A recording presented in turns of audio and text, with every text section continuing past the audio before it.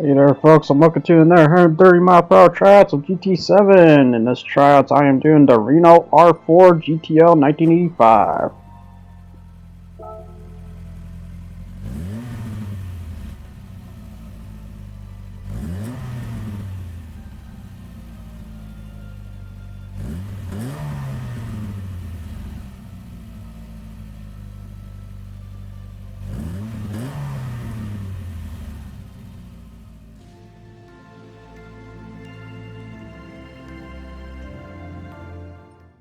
So here's the parts and lists of the R8 R4 GTL 1985, which it has an inline 4-cylinder motor, which I will say this inline cylinder 4 motor is not native to this car, I will say, because it originally had a TCV motor, because this was a successor to the TCV, so it had the TCV stuff at first during the 1960s, so hopefully we get that old style version. But for this one though, this one has the motor that is derived from the R8 and the Estafette van.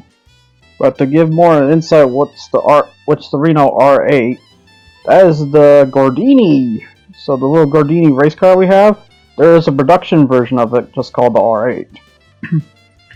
But the Estafette van, if you see that, holy crap, that thing looks weird. But overall, for parts though, you can basically do anything you want with this. Really, it's a production car, and production car gets to do whatever you want. You even got turbos too.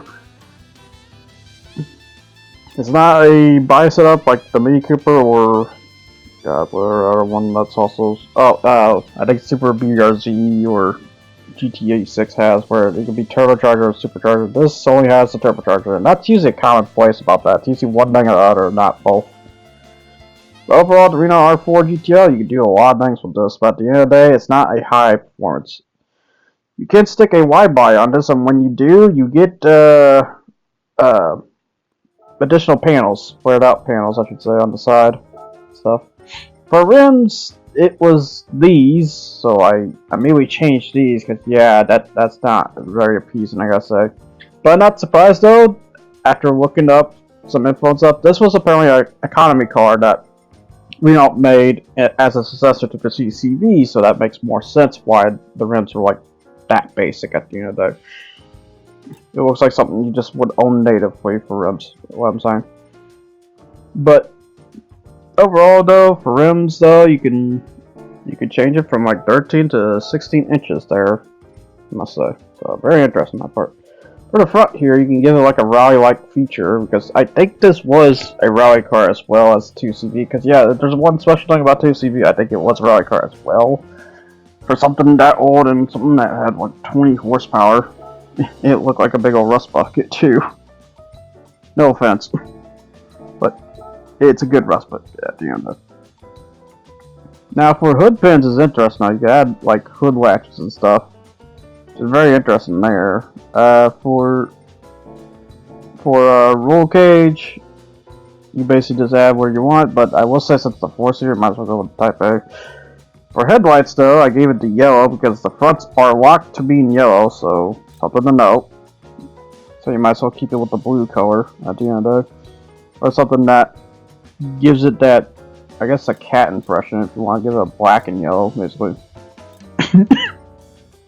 But for license plate, the license plate is all over the place, I will say. It could be on the car, or it could be on the front clip there. And then you can also change the front clip here, and this is a real matter, we'll say right here. Because as you see there, like in some cases it's plastic and metal. That was the revision of the front clip. So you can give it the older revision, or you can give it the newer revision, which the newer revision was a plastic front, where the older one was metal. So here's the tune-up and stuff, because I will say I didn't want to toss the vinyl because I felt like this was more of a concept for now, and it felt really good enough just yet. But here's the tune-up overall, which is basically just no spoiler, basically. This is set to 50. For horsepower 85, make sure to put the transmission at 130, and then put it at these settings here. I'm not going to be very talkative on that because there's a lot to say on it. But I will say the first 4 gears are short, well, the 5th gear is a long gear, so make sure when you switch from 4 to 5, make sure you go for the highest of the 4 to get into 5. And then turbocharger, low RPM, and then you got basically your race parts in general. Which I will say I'm not prohibiting to not use race parts. I just will say when there's only going to be a rare case of cars that want the lesser parts. Like example, I would take the Civic Type R's for example. But yeah, that's basically about it for the parts and stuff. So the Renault R4 GTL, in other words, was technically the first hatchback to ever exist in terms of mass production. Or one of, in other words. But in terms of what I read, in terms of your wiki or Gran Turismo, it sounds pretty true that the R4 GTL is the first hatchback. Which then you'll turn around and say, wait, it's 1985, this is not the first hatchback. No, this is the 1985 revision of the R4 GTL. The R4 originally came since 1961. It's that old. And it really shows in terms of the body too, considering, I mean, you look at this from the Golf, it looks completely different. But others say it has an inline 4 that's kind of a bit of a chug, like I said, for an engine. It's not really that crazy, but I'm not surprised either. A reminder that it's an economy car, even though this is supposed to be the top trim version. Which the top trim, I think, started from like 1981 from what I read to 85. I think, but not go elaborate that much. But yeah, just say though. In case anyone wants to know how fast that go-karts go on top, it's not that really crazy. But yeah, 85 would just sit there on the top of the rim, so not really ground acceleration portion at the end of the day. I would say kind of merely just a 2 to me. While the speed is, I would kind of also say a 2 as well. It's not really pushing it at all, but I'm not surprised because as a reminder, this is a 1961 hatchback that got revision through 24 years, which is 24 years is a lot, I gotta say, and then very impressive for cars like that at the end of the day. Most cars nowadays, they only survive till like 5 years until they get replaced by something more abomination than ever. Because that's how, I don't know if I want to say that's how scummy companies got, but that's how bad companies want to change out at the end of the day. You know? Because I don't know if nowadays tech engines usually survive more than 20 years. If they do, then fuck, eat my soul on that one, this thing goes. But to say though, like, you see legends like these lasting like 20 years, or you see, you know, the obvious one, the Volkswagen Beetle lasted for like 80 years now. It's still going to this day. And then you got, you know, like the other cases, its sibling, which is the Golf. The Golf is another insane hatchback as well. On that, it's really crazy. It's very crazy for a spectacle that is this car and the others that done that. And at the end of the day, we kind of thank them for ever existing. And the bad part is, this is getting replaced, in terms of successor, this is technically getting replaced by an electric version. Somewhat. So, for the time's not really going to be that great. To be honest, it's 124.466, which is not really that crazy, to be honest. It's kind of just mad, to be honest, but it's fine for what it is. I don't always expect cars to hit like a crazy 120 margin, but there's going to be those cases that will happen, though. And I will say, in advance, 1K car is going to show that really bad, and it's crazy which one it is at the end of the day. But then again, it has the ability to get so much horsepower at the end of it, so you know. But yeah, sitting at just 97 horsepower though, speaking of. Not really the craziest, but it's, like I said, it will get there. It gets there when it gets there. But yeah, in terms of rivals though, I would say the Mini Cooper or Fiat, because in terms of years, the Mini Cooper and Fiat were around like 1965-ish to 70s. And they have a similar body style that the R4 here has as well.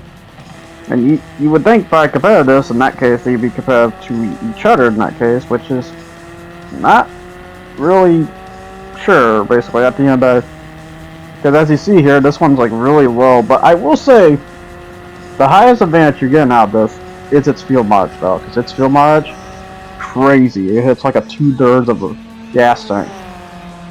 So that's really amazing on that part. And so for these times to be hitting like 124, okay, I'm not technically surprised in that case.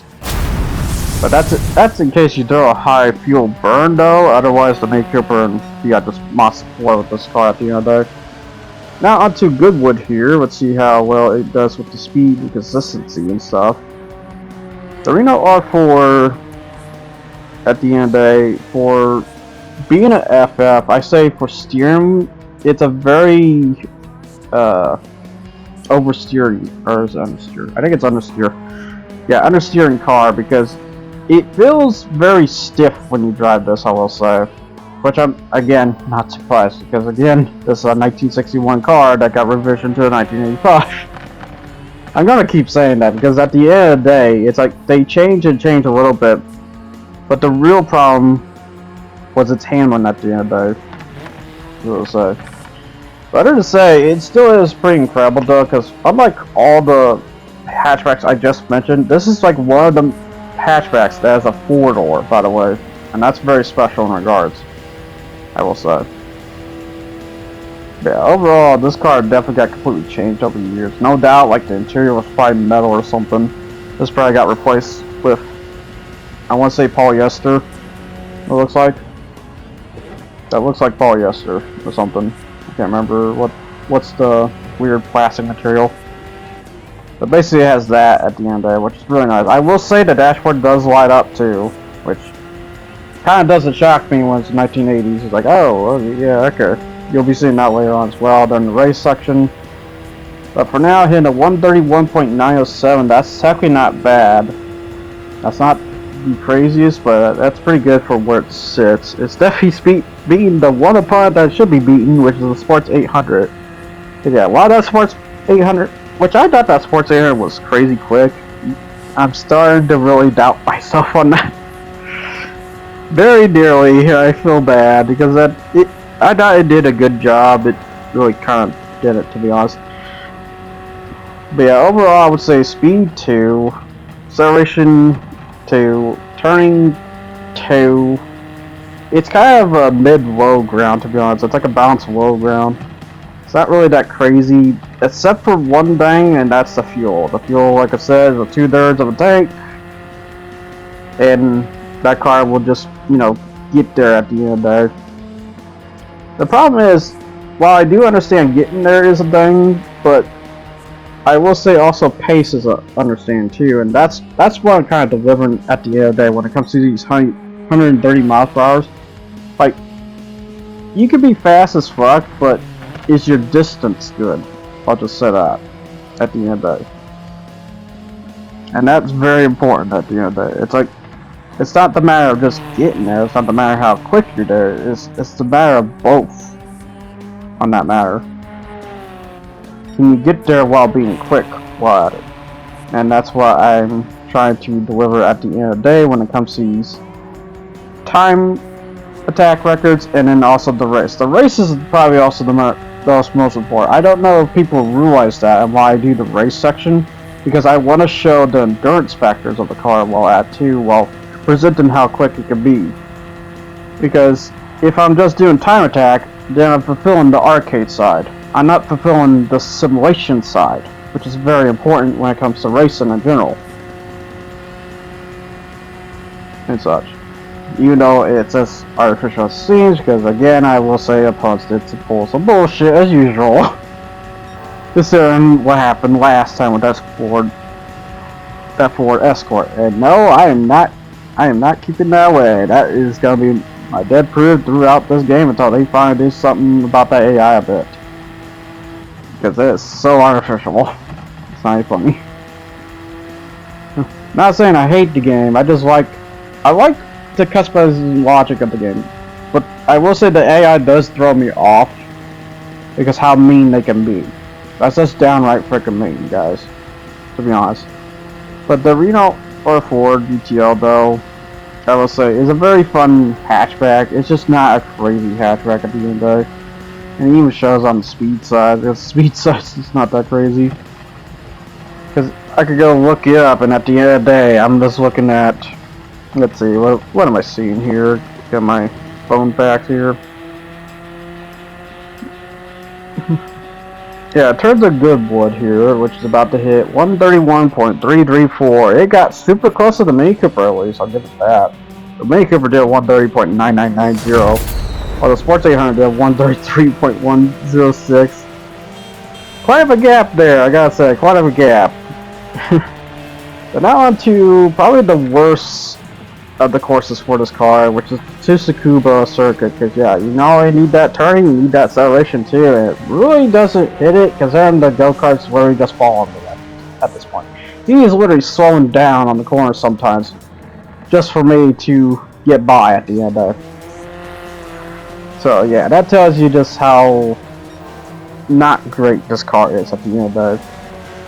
But it does get there at least, and that's the important part. It's not going to be the craziest, and then not only that, being the FF, it's not really going to utilize these corners very well at the end of the day, because FRs love these type of corners, I will say, if you don't believe me on that, because reminder that your wheel spin is going to be a big factor when it comes to these drivetrains of cars, and when you're at FF, the more you push in, the more you're going to steer away. The more you push in the FR though, the more it's possible that you can steer in further. That's why FRs are just kind of just better than FF cars. For that reason. I will say if it's a road course like something like Goodwood there, then it's fine. Because you're not dealing with a lot of roundabout turns, you're not dealing with swings or jabs. Like these are all roundabout turns here. That's technically my biggest problem with Tsukuba. I know everyone likes Tsukuba though. But if I have one problem of a gripe when it comes to Tsukuba, they only have one jab corner, it's this corner right here. That's really about it, a smooth jab corner like this, and then you just have roundabouts all over the place. You have short roundabouts, you have 4 short roundabouts, and one jab, smooth jab corner. Or smooth, yeah, I'm gonna say smooth corner. Because that's not a jab, because a jab's more of a, like, close to a cut, but it's not a full cut, if you know what I mean. Not square. It's like a rounded edge, I would say. Where that is like a obtuse corner. That's what smooth corner is. So if you ever see an obtuse corner, those are kind of smooths to me. But yeah, 107.620, not really that crazy for the most part, but it did what it technically did for the most part. I just keep saying most part, I got it. I need to stop recalling my words sometimes. I've been noticing that. It's like, okay, I said this word. I'm gonna say it again. I'm gonna say it again. Everything goes. Yeah, so we try to get a quicker time here, because I will say this was a very stubborn one when it came to trying to pull a quicker time, because I felt like I already did a good enough time at the end of the day. That's the unfortunate part. Yeah, the Renault R4 did what it could do, but it's not really the craziest about, sadly. Yeah, here we go again around to the last roundabout corner. Because I will say this is not the best lap, but this is close to being... Oh, yeah, actually not red. That's probably not going to be any better. Because I will say that split is sometimes you can understand that, sometimes you won't understand that, because sometimes the splits are wrong, and it gets weird. Like, example... I think in sometimes Grand Valley Highway, that can get a little awkward sometimes on the times, because it will think like I'm all of a sudden a second higher when I'm not, and stuff. It's really weird. That's the kind of the problem sometimes when it comes to this. But yeah, in terms of the time it beat right now, it's only beating the Sports 800, and the Sports 800 did 1.08.412. And you're gonna be kind of shocked about this. That was technically quick, I will say, for the sports. Well, not quick, but for turning wise, that's quicker than what the other times that was presenting there. Because I would say it was like 2 seconds each time with the Renault R4, but because of these roundabout corners, it's a disadvantage for the FFs. and stuff. So as a result, the FRs like a Sports 800 will have technically a bit more of a time to that at the end of the day. Yeah, we got 107.538. What are we going to get here for this last time?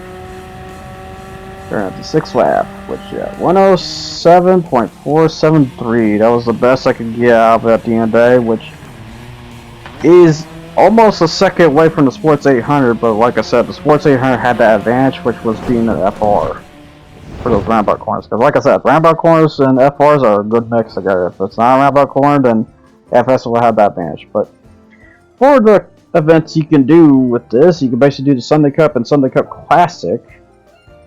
But you can also do European Sunday Cup 400, and then I have a debatable one, which is the 500 one.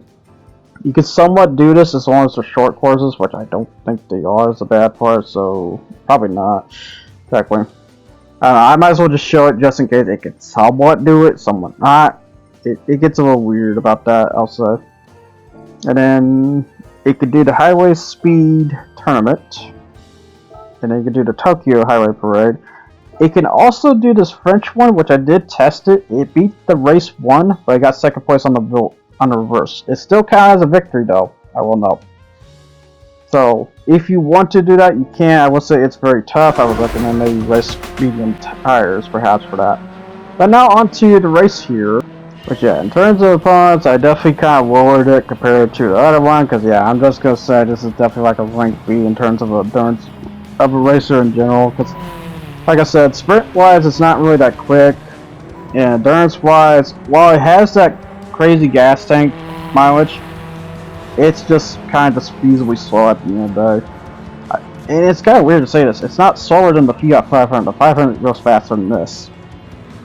Is what the crazy part is. In terms of same miles per hour pace, the Renault R4 is kind of like one of the slowest ones in terms of the old hatchbacks of yesteryears.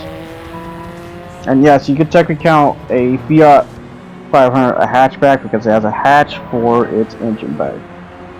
So yeah, so something to note on that.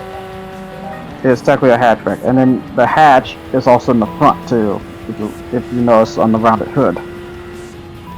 Yeah, but we got some interesting competitors here, unlike the previous race where we had a couple, I think we had a couple sports cars, I recall. We had the Alfa minivan here, I see on the right here. We got the Goela Sprint GTV once again. We had the Toyota, the special prototype Toyota, which is the SFR, which that is technically a production car. And I hope that becomes a production car in the future. We got the Alfa Romeo 8C, big old luxurious $13 million or $20 million car, I recall. It's very expensive, I have to say that. It's nice though, but it's just very expensive.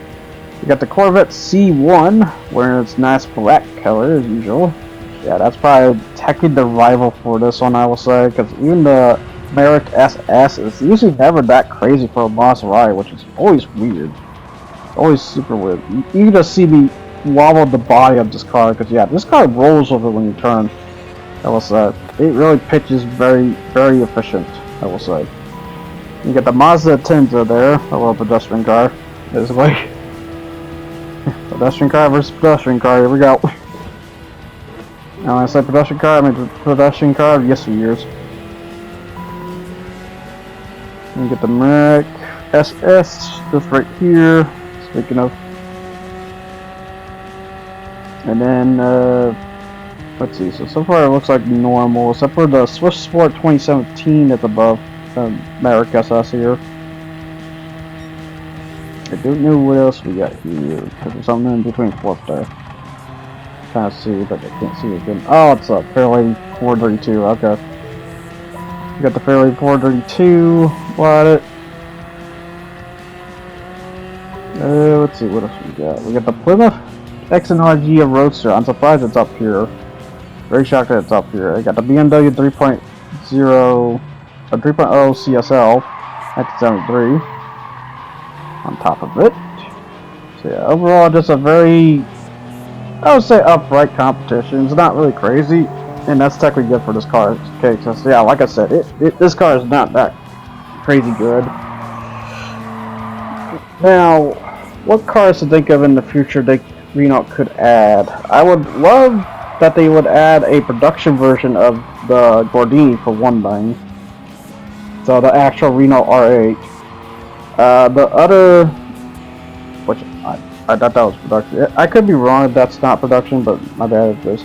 But yeah, by the way, speaking of the R4, the R4 does have a truck version, by the way, apparently. That must be a very rare special variation, but yeah, when I looked into the thing, apparently there's a truck version. There's a truck version, there's a coupe version too. I say coupe version loosely. But yeah, I got the BMW 3.0. Oh, the SX60 in here. And yep, that's the slowest car. That's slower than the CHR. That's weird. Which that CHR is basically if you took the Prius and you made it a crossover. That's the CHR, basically. Oh, and you give it a shittier transmission. Cause yeah, unlike the Prius, that transmission's locked for the CHRS.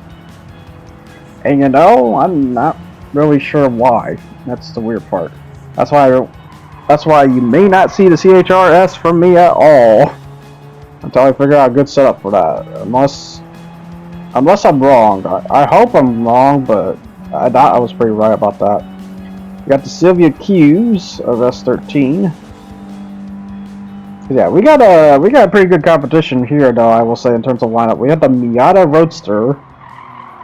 In terms of classic 80s here, because we even got the F Civic too.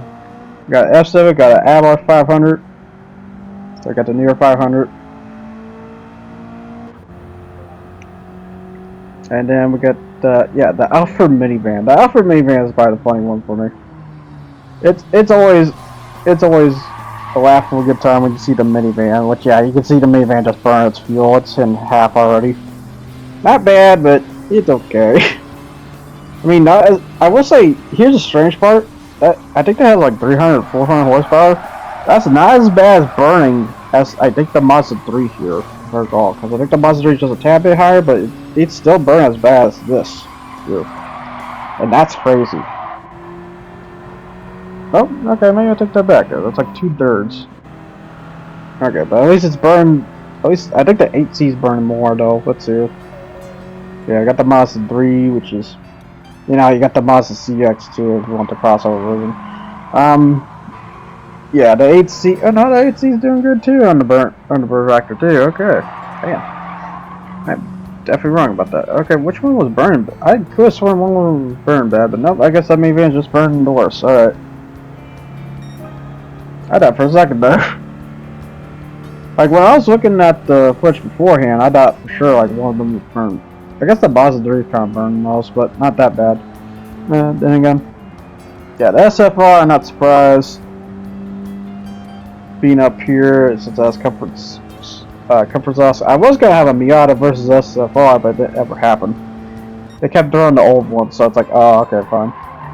Cause yeah, I kept switching the roster, so I had, you know, one of each car and not have, you know, multiple of the same car, because there's a chance that can happen when you have like 5 of the same car. Like they had 5 of the same Fairlady in one instance.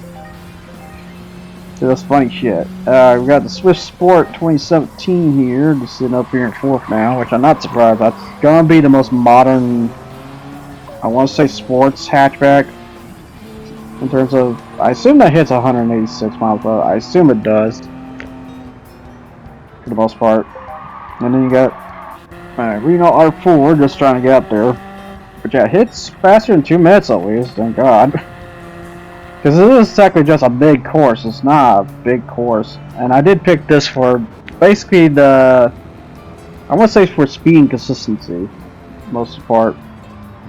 Because this is very speed consistent track and it doesn't have too many roundabouts except for the tough cuts on the top of the track basically. Because yeah, it is. Yeah, it's like a smooth corner here. It has 2 roundabouts in the middle there. Yeah. Because if we look at this course going forward here, we got jab, got a cut, got a cut swing, got 2 roundabouts, then a smooth, and then a jab. That basically tells you how you proceed those corners, just when I say those. basically. Yeah, so we got the BMW 3.0 and the Corvette C1 just sitting up here, which I'm not surprised. Would I say it's the power of the rubber band? Perhaps. Just perhaps a little bit. I didn't really hard test it this time around. But I'm assuming... I assume they could at least beat 2 minutes at least. I assume they could.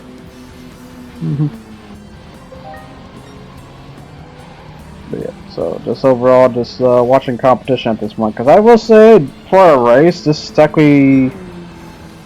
kind of technically an easy race. I felt like I probably should put them on sports, but I was kind of scared too. Because I get in one end, it's like, yeah, they're going to be faster, but that fucking rubber band is what kills me the most. Just, so yeah, I just keep it at a somewhat pedestrian sports class here, so it works for this car's case. But yeah, it's kind of funny seeing the Civic and the Silvia Q and the Renault Roadster just going at each other. And they're wearing the same grade of tires too, so it's fair. Fair enough, it seems. 1987, 1988, and 1989. Just that's a year. That's a year of a time, Jesus Christ. Yeah, that late 80s was like the biggest explosion in terms of technology of cars. Because then the SX came around that time, the Skyline R32 was about to hit the scene. Or did. I can't remember exactly. But yeah, in terms of oldies here, we have the Guayua Sprint and the Alfa Romeo 8C, which is kind of funny because currently that is a Le Mans. That might be a Le Mans winner or not. Can't remember. It's either that or the Barker. It's like one of them. But yeah, it's very interesting in regards to that. But get the Toyota CHR, which that's a big old because it's just you took the purest concept and you made a crossover. How my nose itchy. And you basically give it a lock transmission. I hope I'm right on that because I could be really wrong about that. I apologize in advance for those people that actually like that car and stuff. I don't blame you, but you know. Yeah, just watching these three go at is probably like the best reel of this race at the end of the day, because otherwise I'm basically going to win this without even fueling. Yeah, that's how good the fuel mileage actually when it comes to the Renault R4. Because yeah, I did went back and decided instead of not 30 minutes, we'll do the 25, but I'll make sure to keep it longer than 25 and hopefully keep that longer than 25. Although because of me not pitting here, I will say by time, really good for the most part. I will note I did have to do a high lean at the last lap because it was about to run dry. So I had to play a bit of a strat for that. But yeah, when I say high lean, I mean like 4. I would technically say 5, but I went like 2, then 4, then 6 because I got really cautious about running out of fuel. I mean, I will say when you run out of fuel, you don't, dead stop. You just then have to be forced to travel at a certain speed while getting to the pits, basically. And stuff. But yeah, the Corvette CO, speaking of pits, Corvette C1 just went in and stuff, so say goodbye to that one. Thus, the competition is over. As that goes. But yeah, he's been like the fastest one though, him 157.329 for a vintage sports car, as the thing goes. That's the classic.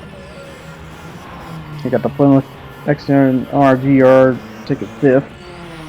The BMW is like the only other one who could get on me if he can. He's been kind of chilling though. But other than say, that's basically kind of just a sweep at the end of the day for this car. Which kind of shocks me a little bit. It's like, okay, I was expecting like a bit of fierce competition, but no, they just kind of just burned up at the end of the day.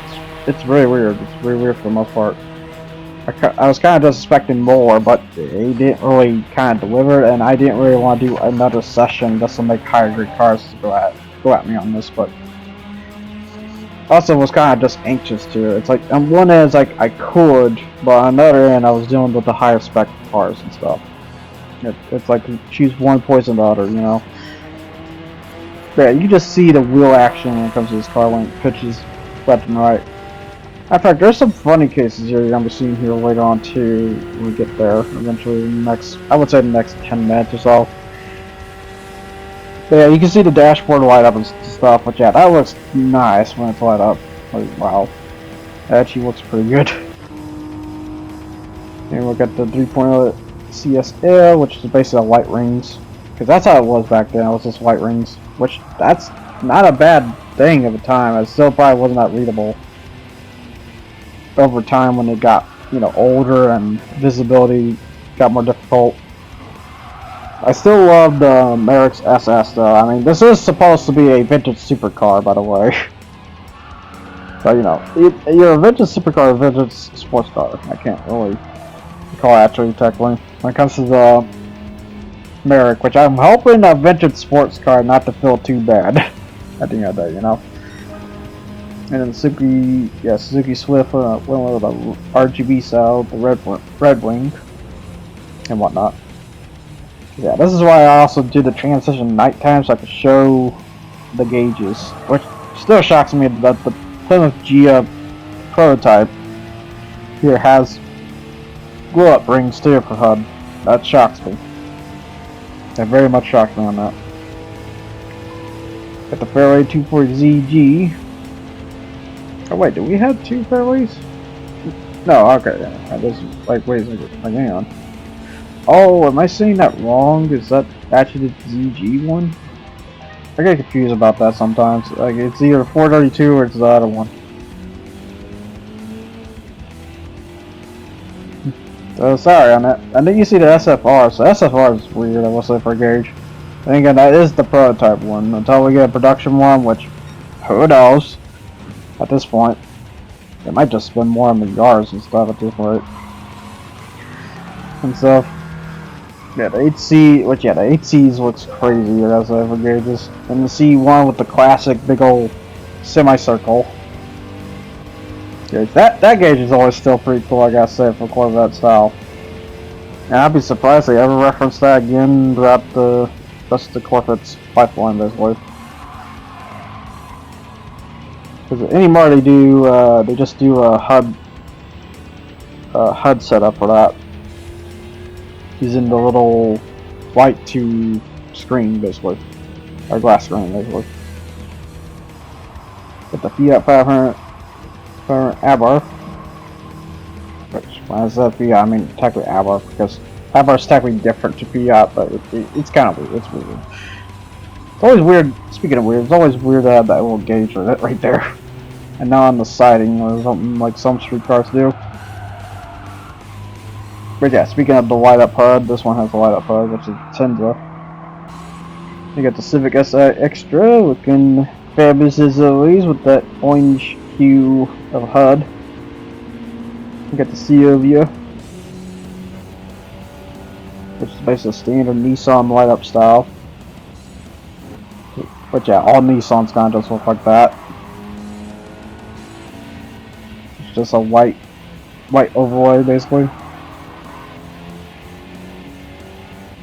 And then we get to the wheels here. I didn't realize the Mazda's HUD is very different here.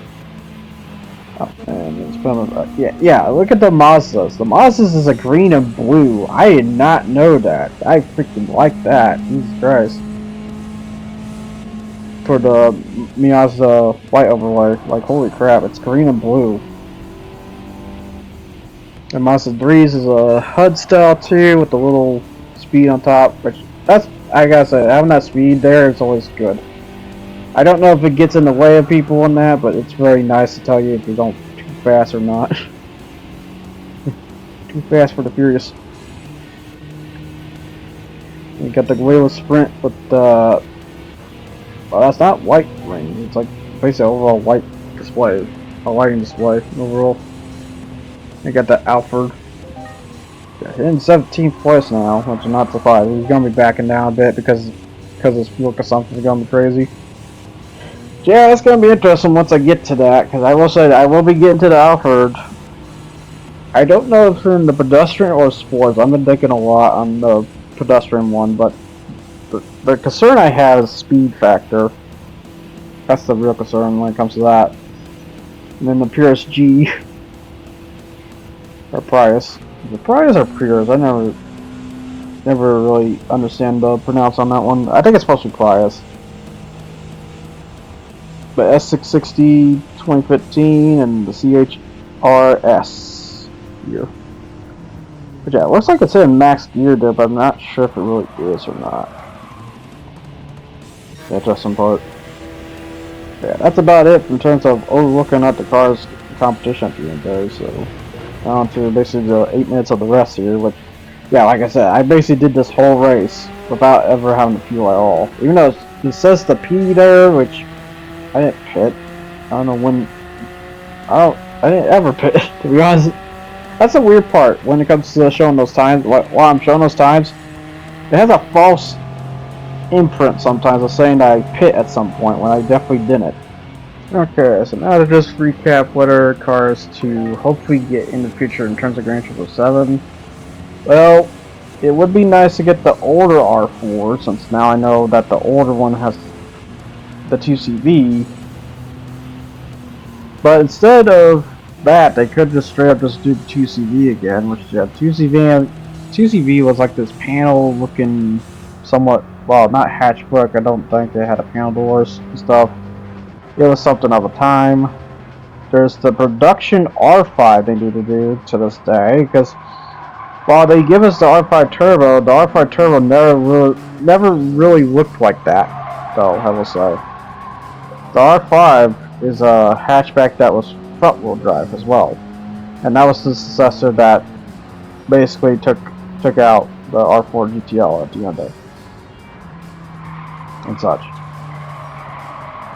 And then the R5, I think afterwards it became the Clio, and then technically back to the R5 with its electric version, although that's probably more of just a special edition than an actual car at the end of it. I will say. Yeah, that's just a weird part. Yeah, just look at the 3 siblings here. We got the Civic Q in the front right now, and Civic Si is still giving chase. It's kind of crazy how on par they are. It really shocks me. That tells you there was a competition between these 3 in some ways. There was somewhat a competition at first. And then they deviated off and went off their own projects. Like the Silvia became a fast hatchback at the end of the day, like one of the fastest hatchbacks in terms of FFs. The Uno's Roadster became its own club at the end of the day. There was like nothing else for that. And then the Silvia unfortunately died, but its fan base was on that. Well, and I say died loosely because there is a Nissan they could add in the future, and they really want to or not. It really depends. Which is the Nissan Sentra, which I'm kind of shocked they haven't gave us that car yet. Because that's the car that replaced the Silvia, by the way. It has a Silvia motor before, but also this Prius is suddenly drifting like that. I don't know what to say to that, by the way. Like, I just really see it whipping around this corner. Like, good God, how is it doing that? Thing goes. I can see this whip around corners. I can't see that whip around corners.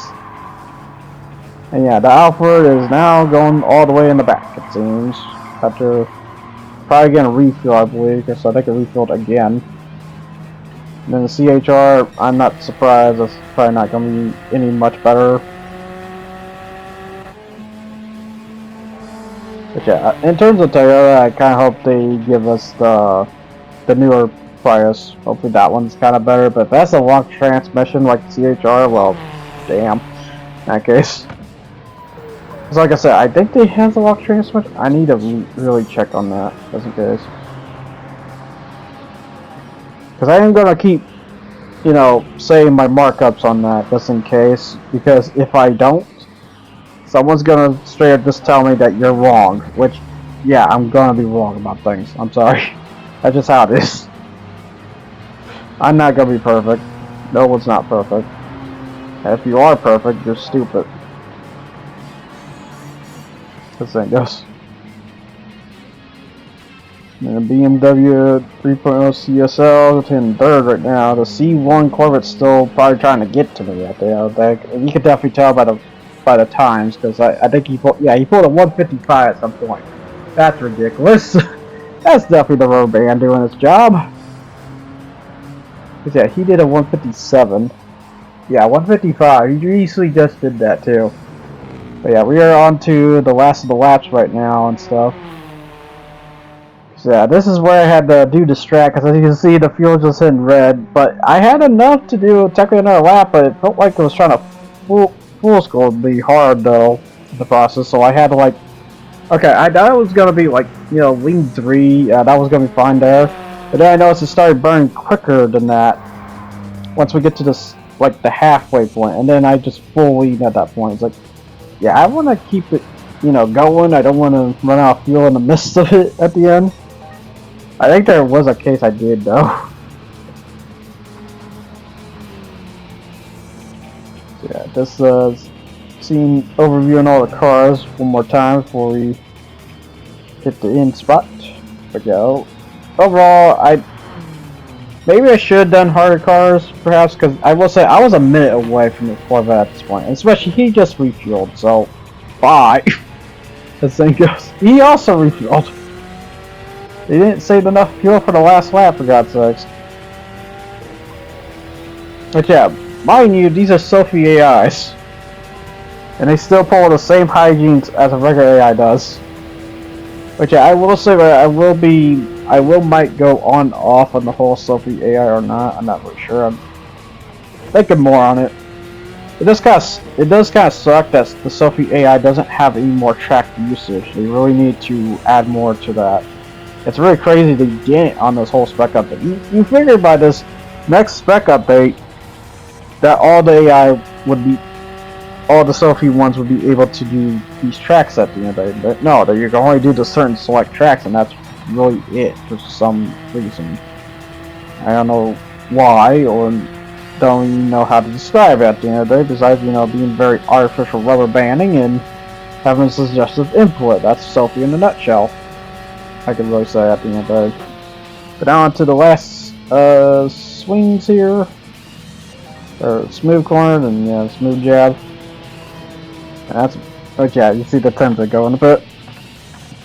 Bye, Denzel.